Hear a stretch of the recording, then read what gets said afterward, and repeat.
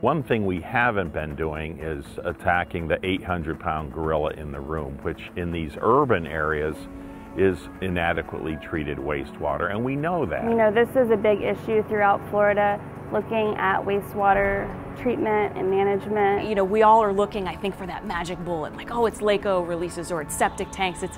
It's a lot of different things all together. Port St. Lucie is an interesting story. It really is.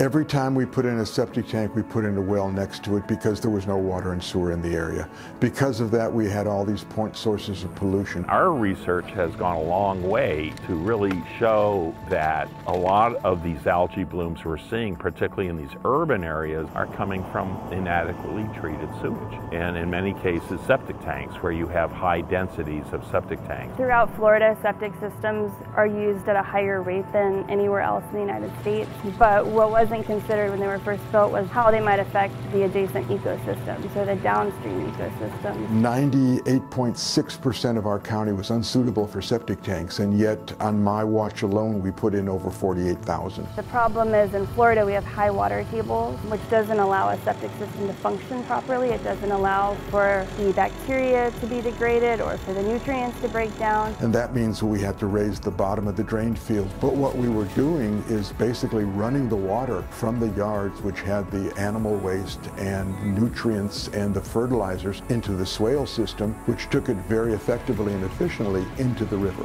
And of course that doesn't help the river. We really looked at the whole North Fork of the St. Lucie River. We're trying to figure out where the microbial pollution was coming from, and we narrowed it down to one particular hotspot, which is the Sagamore Basin. There was a lot of persistent bacterial pollution in this area. It's hard to discriminate where the nutrients are coming from that are causing the algae blooms. Is it fertilizers? Is it sewage? The Sagamore area is one of the older neighborhoods that's on septic. There's a good chance that a lot of these systems are just kind of at the end of their life, so they may not be functioning as they would ideally. We see a lot of fingers pointed at Lake Okeechobee, and it's a huge problem.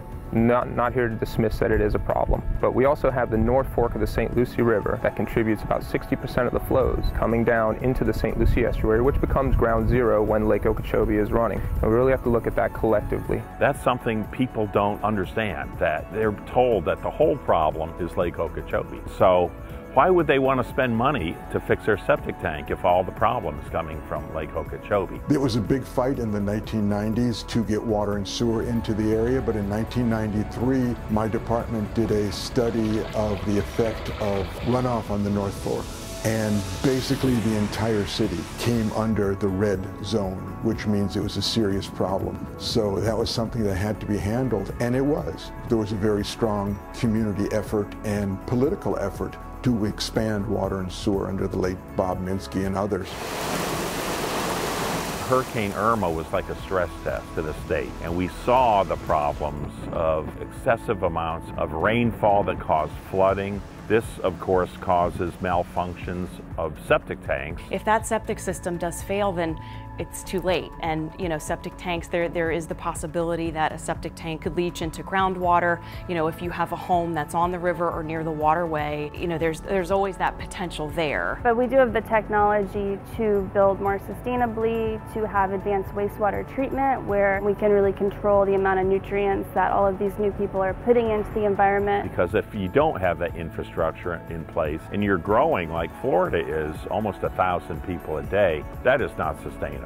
Port St. Lucie Utility Systems does have a septic to sewer program, so if you are on a septic system, you can convert over to city sewer. It's just under $6,000 to convert, and we understand that is a large sum of money, but we have a 10-year interest-free program, so you can break those payments up. We have to make those tough decisions to spend the money if we want to get these waters in recovery, and it's important not just for our lifestyles and health, but for our economy as well. I mean, how can you put a price on, you know, the health of the river? I mean, again, even if you don't live near it, it's the heart of this community. It's right smack in the middle of Port St. Lucie.